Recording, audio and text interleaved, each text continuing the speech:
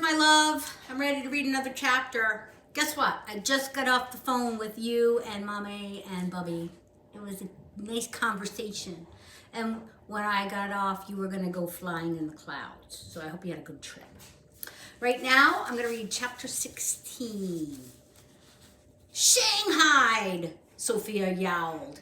Kidnapped, stolen, forced to come aboard against my free will. Join the club. But Flora was so excited she couldn't keep her front feet still. Cats don't join. Sophia glanced over her shoulder. Never mind. Something was different about her, Flora thought. Sophia had lost weight. She looked less confident. Are you all right? She asked. You look thin. So, do you. And definitely hairier. Flora looked down. Her hair had always been softer than the other pig's hair on the farm, but now it was growing thicker, covering her body in a coat of white that could almost be called fur. So Sophia picked up her paw and winced. There was a cut on it. The worst thing about being on this tub is they expect you to work for your supper.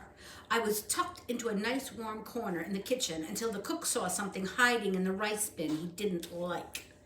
Flora had a pretty good idea what it was. The cook was lucky to have Sophia.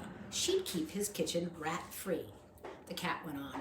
That threw Sophia down here like a moldy, sea-soaked bag of corn. Said I had to make myself useful. Apparently, there's a rat problem on the ship that can only be solved by making a cat miserable. It's fine, Flora peered into the dark corner. This ship needs a rat hunter like you. A scrabble of claws from the dark. Sophia crouched and stared in the direction of the sound. Well, she said, off Sophia goes then to do her job. Wait, stay and talk for a little while first. Flora strained against her chain. You wouldn't believe how lonely it's been. Not lonely enough for some of us, Sophia muttered. Gotta go. You're going to do great, you know. You have the perfect skills and weapons. Sophia shuddered. Yeah, perfect. But I thought you said, I like mice. Sophia flinched and hissed as a rat popped into view for a moment. Mice practically roll over when you pounce on them. But you told me I might have exaggerated. Actually, Sophia grew up in a house with a carpet and a sun-warm cushion next to the window. Sophia hates rats. A loud grinding sound, like teeth on wood, started up close by. Sophia made a noise that seemed to come from deep in her throat. It sounded angry and afraid at the same time. You'll get the hang of it, Flora said. She wished she could help somehow. Oh, I'm sure I will, Sophia sighed. I'm a cat, aren't I? I'm not some creature with pebbles instead of paws and teeth as dull as spoons. Flora ignored the insult. Well, whenever you need a break from hunting, I'll keep you company. The cat sniffed. Too bad I have to go back to work at all. Unlike someone else, she looked straight at Flora, who gets her food for free. I've been working, Flora said. If the cat stuck around, she'd show her just how strong her pulling muscles were getting. And I would be happy to work more. I'm willing to do practically anything. Sophia sat back. She no longer seemed eager to go on the prowl. A tickle of a plan crept into Flora's brain. She sat on her haunches, too. Look, I can do even better than keep you company. I hate rats as much as you, maybe even more. I bet together... Flora's voice trailed off. She was afraid of sounding ridiculous. The cat's tail swished. What are you saying? Flora sat up tall. Pigs are not known for their rat hunting skills, but no one's ever tried to teach us. I can learn anything, and I would very much like to prove that a pig can be good at important work. Sophia, since you are a rat hunting sheriff on this ship, I would be proud to be your deputy. Cats don't work with others, Sophia said. Then she looked up at Flora. On the other hand, it's not as though a rat problem on the ship is going to solve itself. I want to be useful, said Flora. Aren't you forgetting something? You're locked up. Not a problem. Flora stretched out her neck. Your teeth look just right for cutting through leather. It took a while and more grumbling, but before too long, Flora's chain clanked on the dark floor, the collar chewed in two. She's free! That's the end of chapter 16. Let's do 17. Taking rat catching lessons from someone with a different set of equipment was a challenge for Flora. I don't get it, she said. Deputy and sheriff were in a space behind a stack of boxes that had become their training ground. Can you explain it again? Crouch, pounce, dig in your claws, and then at the end, bite the neck to finish it off. It's called the death bite, and anyone with a killer instinct knows how to do it. All business, Sophia demonstrated with each step with great energy. And then she got to the death bite grip. She attacked a coil of rope. Like that. It couldn't be simpler. Flora didn't want Sophia to think she didn't have the killer instinct. What will you do while I'm crouching and pouncing and doing the death bites? Sophia will be watching your technique and encouraging you. I think the part about digging in the claws is getting me mixed up. Flora stared at her hooves. Trust Sophia, said the cat, locking eyes with Flora. Now get out there and make me proud. Flora crept around the corner and crouched. 2 rats were chewing the corner of the box. She gathered herself for the pounce. The wide-bodied one turned and saw her. He bared his teeth. Now, whispered Sophia from behind Flora. Flora tensed her muscles and leaped.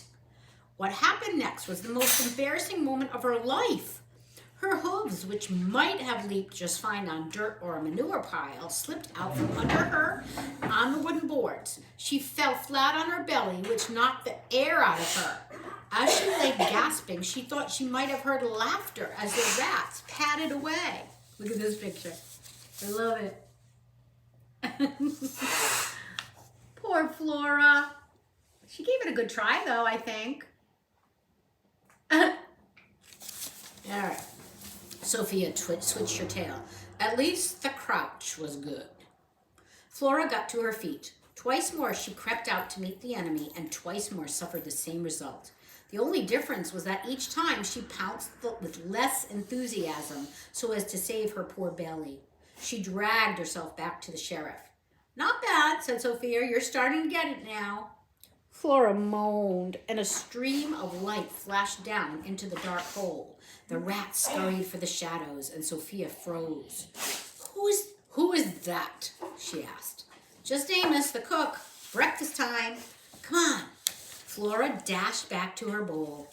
She threw herself on her chains to disguise that she was no longer bound by them. Sophia curled in behind her. How's my little ham bone doing? Eh? Amos dumped out a particularly large helping of leftovers. I got a big feast for you today. You're still skinny. Get big and fat, okay? The cook turned and looked around. He tried to see into the dark corners. Where's that lazy cat? Flora felt Sophia curl in closer. Amos still has rats in his kitchen, he boomed, then peered around a few more boxes before heading up the stairs. Anything in that bowl for a lazy cat? Whispered Sophia. Pig food smells pretty good right now. Well, don't just sniff it.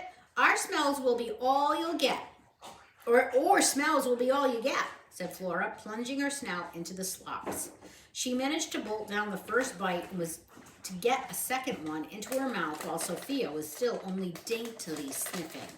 Slap, snap, click. Sophia crouched. She peered. Flora grabbed another bite.